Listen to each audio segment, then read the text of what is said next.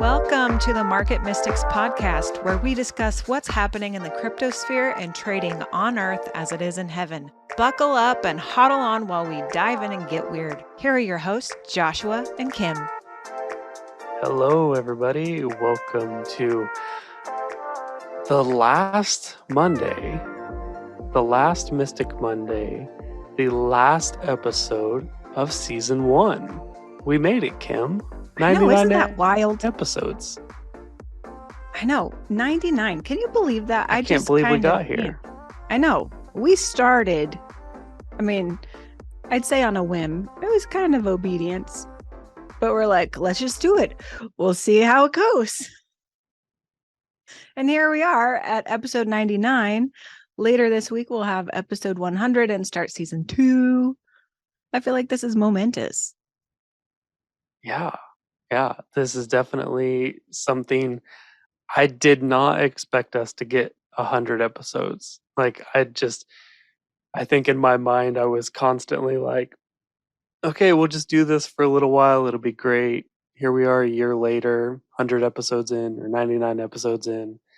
And we have like big things planned for the next season. And I'm blown away. It's crazy. I know, I'm pretty excited about it. Let's start with some market updates. And then we'll talk about all this other great stuff that we've already started talking about. Okay. Let's do it. Okay, so Bitcoin is down about 1.5% over 24 hours, but still up 2% over 7 days. Still hanging over 23,000. So it's 23,192 today. Ethereum is down 1.5% as well, and down just over 2.5% over 7 days. So it dropped just under 1,600. It's at 1,589. It was an interesting thing to look at the charts this morning because some of the biggest movers were like up 0.5%. It was wild. Very flat day, huh? It was very flat. Everything's down, not down huge amounts, but it was interesting to see that, at least. The one big mover in the top 100, and it was by and large the biggest mover, was Mina Protocol. The call letters are MINA. So the number is 68 coin by market cap. It's up almost 16% over 24 hours and 40% in 7 days. So something's happening there. Wow. I know. It's sitting at a whopping 83.2 cents. Mina is the world's lightest blockchain, they claim, powered by participants. Using zero-knowledge technology, Mina is creating the infrastructure for the secure, democratic future they believe that we all deserve. I love reading the marketing that people write for their different coins. I know. I feel like we need to insert those things every now and then. They believe, they claim, they are stating. Oh, man. Yeah, that's fun. All right. Well, one of the things we wanted to talk about today was just some reflections on season 1. So I was wondering, Kim, what were your highlights of season 1? My highlights, you know what? One of my favorite things from season 1, and I didn't expect it to ever go this direction. I loved Mystic Mondays. Like it. So I don't know if everybody else listened to them, but for me, it really helps spur on my growth. So I may be on here talking about the things, but it also like urges me forward. Like, what else? And it has really made me not allow myself to get too disconnected, because we talk about it every week. You know what I mean? We talk about faith stuff every week. So whether I want to or not, I am like constantly being spurred on with that and making progress, even though it doesn't necessarily feel like it. So I think Mystic Mondays were like some of my favorite things this year, and they didn't even start until midway through, probably. The other thing I kind of like that all of our predictions at the beginning of last year were completely off.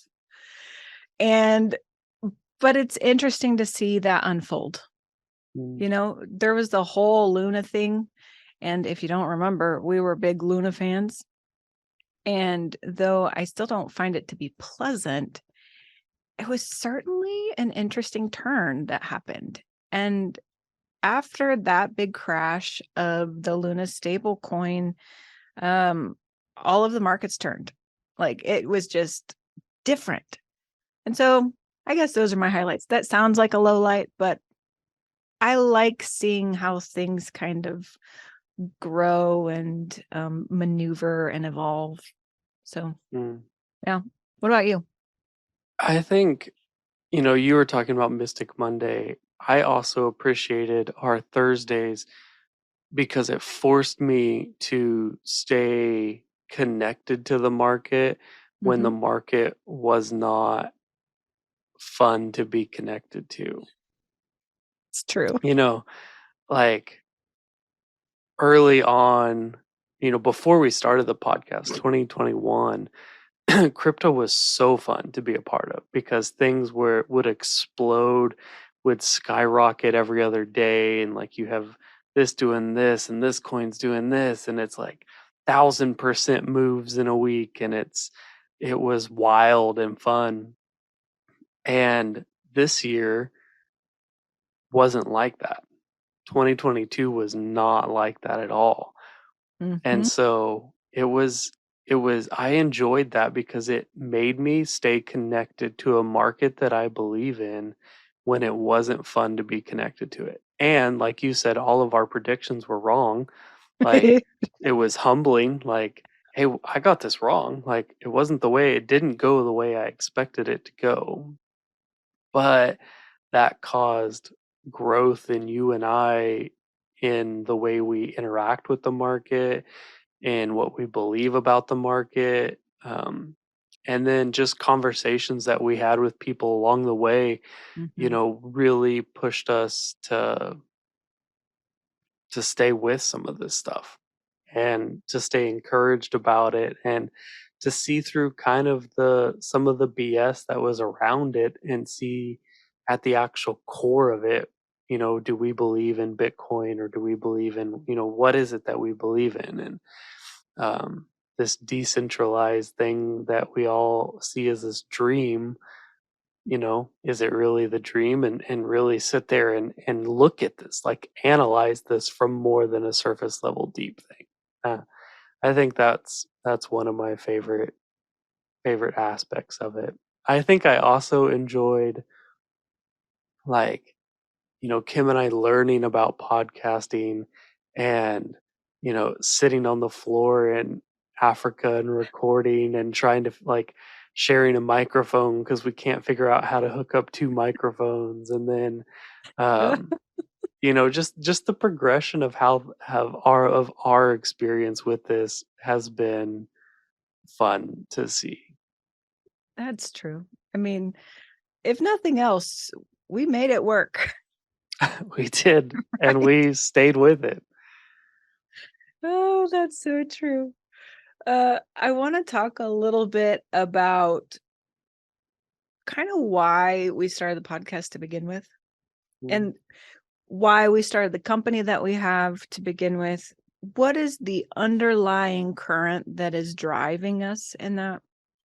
And I want to talk about it because it lends itself to how season 2 is unfolding and how it's okay. going to be going as well.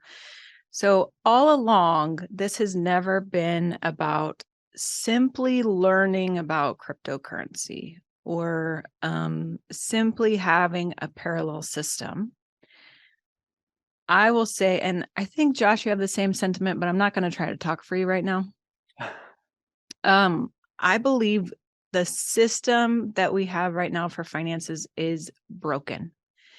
And I think it is not serving people well. It is actually serving to really hurt a lot of people.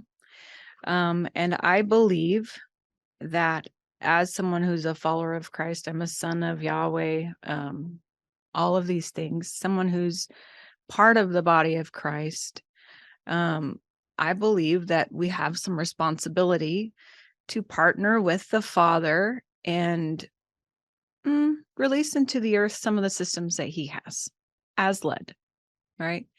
And for us, he has led us into developing a new financial system. But I don't believe it has to do with just us. Like, it's not the Josh and Kim show. It never was. It never will be. This is probably why we had to do the podcast, because neither one of us ever wanted a Josh and Kim show. Like, if you want two people who want the spotlight less, good luck finding them. But probably why we were led to do it, because honestly, this has nothing to do with building up pride or self. It has everything to do with connecting people within the body of Christ. So, that being said, what has always kind of been underlying with all of this, and the reason we're doing the podcast, the reason we have a company, the reason we're drawn to cryptocurrency is I believe that there's some principles and some truths, especially in the decentralized finance system. Like, if it's a system, I don't know. Like, if you look at Bitcoin, how it was developed, kind of the ideology behind it, that are very much kingdom principles. And I believe that that is one of the steps in the direction to a new financial system that will actually serve people and bring life instead of so much death and despair and uncertainty, I would say, you know? So I wanted to say that, but saying that, what should we be expecting for season 2?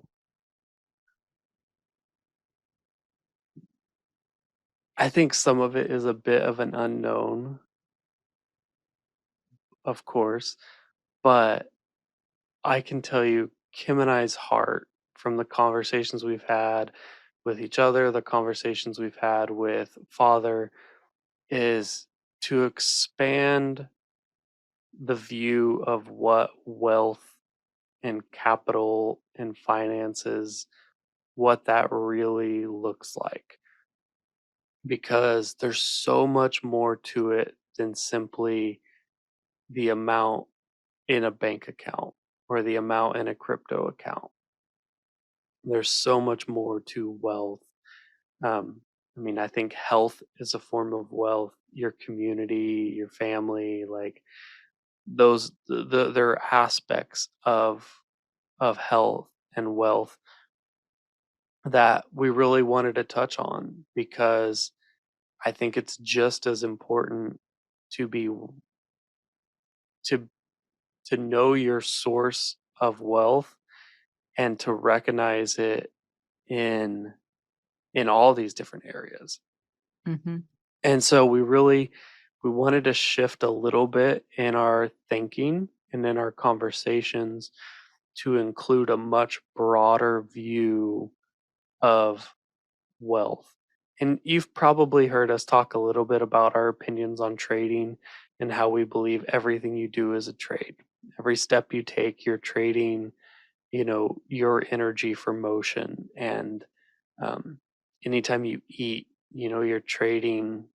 It's just every conversation you have, you're trading. And it's so we've talked a little bit, I think, in the past about our belief on trading and how it encompasses everything.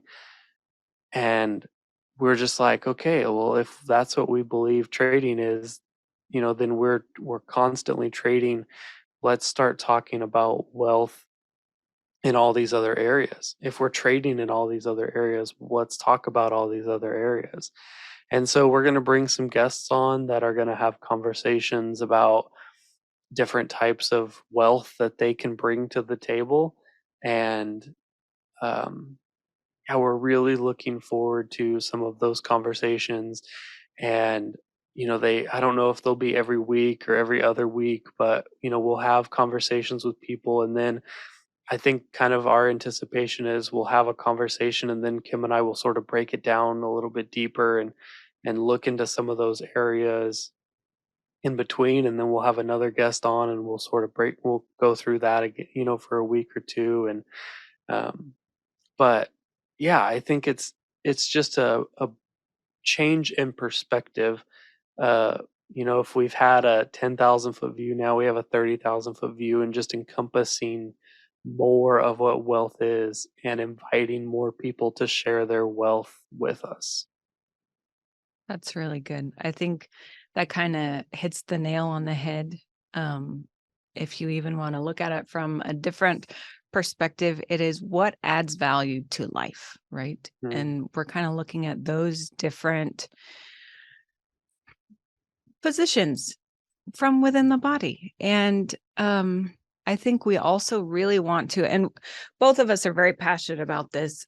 We really want to highlight um, different people who are working in the kingdom. They have very specific roles, but people and what, how they outwork their identity, how they were created. And honestly, the importance of knowing your identity, seeking that out from the Lord, and then stepping into what he has for you to benefit the whole kingdom. mm, And I mean, that's getting a bit more into the nitty gritty of it, but that's kind of what it is. So there is a beauty in the individual identity of each person.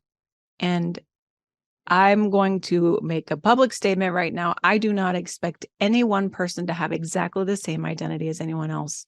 I don't expect any one person to ever have to function exactly the same way the other person does. However, I do think it's so important to recognize the roles of others, see where they fit in the body, and honor that so that the body of Christ, I'm saying, can start functioning in a really healthy way. And it will start looking like a real body as opposed to a bunch of elbows. mm. Yeah, no, I agree. It's it's about knowing where you fit into the body, Mhm, being very secure in your identity, and having the knowledge of who you are and what you were created for. And then it is seeing, it's searching out, it's finding, it's exploring who mhm, is connected to you. And there will be people who are part of your body, but they won't be the next joint. They won't be the next cell. They won't be, it won't, yeah, there'll be people who are distantly connected, and there will be people who are intimately connected to how you function. And I mhm, think it's important to find those people and really like push for connection, like mhm. fight for that connection once you find those people, because they're part of your body, and I Right. think it's worth it. I So, totally relationship agree. can be messy, but I think it's worth it. Absolutely. Absolutely. So anyway, that's kind of what to expect with season 2. I appreciate all you people who are listening. I mean, Mm, season 1 was a huge learning experience. Um, again, man, I appreciate it. It's done wonders for me just in my own growth and everything. But I'm really looking forward to season 2 and what it will unfold. And I just love the concept of connecting the body. mm, I yeah. love that. Alright. Well, as we wrap this up and we continue our push for connection, we just want to thank you guys so much for being on this journey with us. We love all of you. Thank you for your comments, your notes, your opinions that you share either through email or on social media. You can find us on YouTube, Facebook, Instagram, Twitter, TikTok, our website, upperroomcd.com. And as always, thank you so much. Thank you for listening. Join us every Monday and Thursday as we discuss trading on earth as it is in heaven. If you want to connect further, follow us on social media at market.mystics for Instagram and TikTok, and search for Market Mystics on YouTube and Facebook. If you still need more, follow the link on Facebook to book a coaching appointment. Until next time, see ya.